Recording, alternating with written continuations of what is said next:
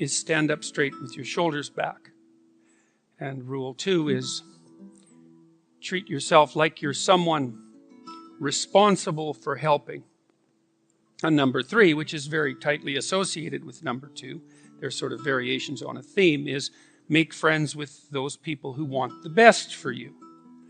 And by the way, these last 2 rules aren't injunctions designed to make your life easier. They're actually injunctions designed to make your life more difficult. Kierkegaard said at one point that his role in life, given that everything was proceeding to become easier and easier in all possible ways, that there would come a time when people would cry out for difficulty. And so that's partly how he envisioned his role in the world, interestingly enough, as a universal benefactor of mankind who would strive to do nothing other than to make life more difficult for everyone. Right, and so rule 2 and 3 are like that, because treat yourself as if you're someone responsible for helping isn't the same as be nice to yourself. It's not that. And to associate with people who want the best for you means that they get to demand the best from you. And that's also not an easy thing. Rule 4 is compare yourself to who you were yesterday and not to who someone else is today. And that's an injunction about envy. Right? It's easy.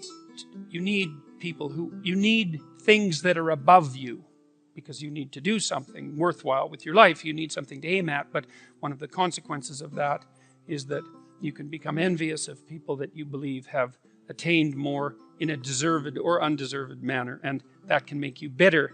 And so it's much better to compare yourself to yourself and to use yourself as the target for improvement and comparison. Rule 5 is don't let your children do anything that makes you dislike them. And the rule of thumb there is if you dislike them, then other people will. And it's a bad idea to allow your children to act in a way that makes other children dislike them or adults dislike them, given that they're going to have to deal with children and they're going to have to deal with adults. So your primary responsibility as a parent is to help your child learn how to behave so that the social world opens up its arms to them and welcomes them at every level.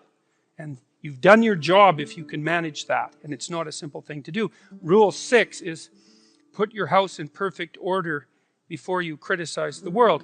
And that's not take no action for others until you have your act together. That isn't what the rule means.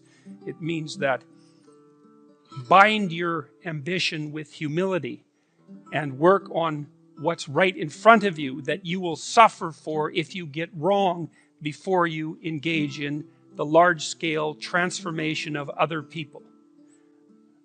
Rule 7 is do what is meaningful and not what is expedient. And I would say in some sense that's the core ethos of the book. Not exactly, because rule 8, which is tell the truth or at least don't lie, is a necessary conjunction to that, or a necessary additional element, because I don't think that you can pursue what is meaningful without telling the truth.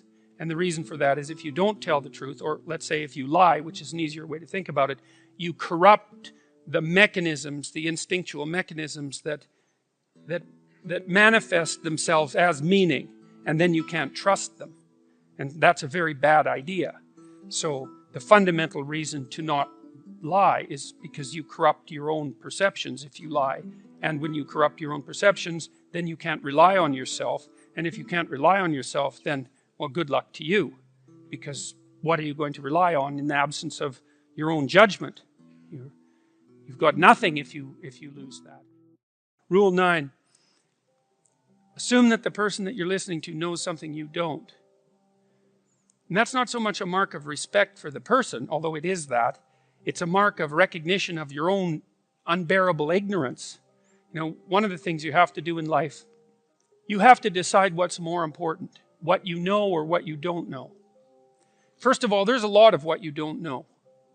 And so if you make friends with that, if you decide that's important, then, well, that's a good thing, because you're going to be surrounded by what you don't know your entire life. And so if you're appreciative of that, then that's going to make things go better for you. But the other element of that is, well, why should you be appreciative of what you don't know. And the answer to that is, well, you shouldn't. If your life is absolutely perfect in every way, you have exactly what you need and want, you've put everything in order around you, then what you know is sufficient. But if you believe that things could still be put right around you in your own personal life and with regard to the effect that you have on other people, then obviously what you don't yet know is more important than what you do know, and you should be paying attention to find out what you don't know at every possible moment. And if you're fortunate when you have a conversation with someone and you're actually interested in what they say, then even if they're not very good at communicating, even if they're awkward, or even if they display a certain amount of enmity towards you, there's always the possibility that they might tell you something you don't know, in which case you can walk away from the conversation less ignorant and corrupt than you were when you started the conversation.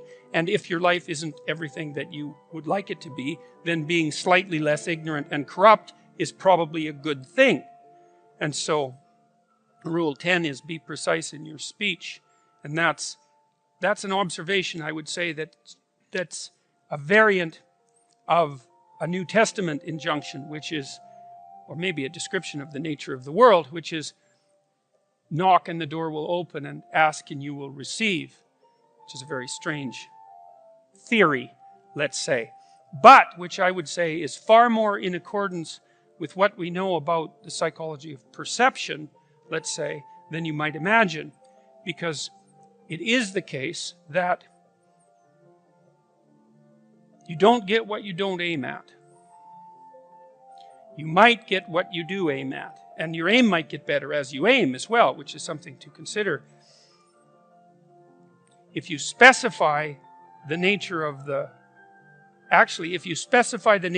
being that you want to bring into being, then you radically increase the probability that that's what will occur. And of course you all know that because you regard yourself, at least to some degree, as active creative agents, right? Your fundamental attitude towards yourself, at least in the manner that you act towards yourself, is that you wake up in the morning and you have a landscape of possibilities that lay themselves open to you, and you make choices between those possibilities and determine in consequence how the world is going to manifest itself. So you confront a field of potential. That's a good way of thinking about it. And through your choices, you determine which elements of that potential are going to concretize themselves into the real world. And you are very unhappy with yourself if you don't do that properly, and you're very unhappy with other people if they don't do that properly, and you're very unhappy with other people if they don't treat you like that's what you're like.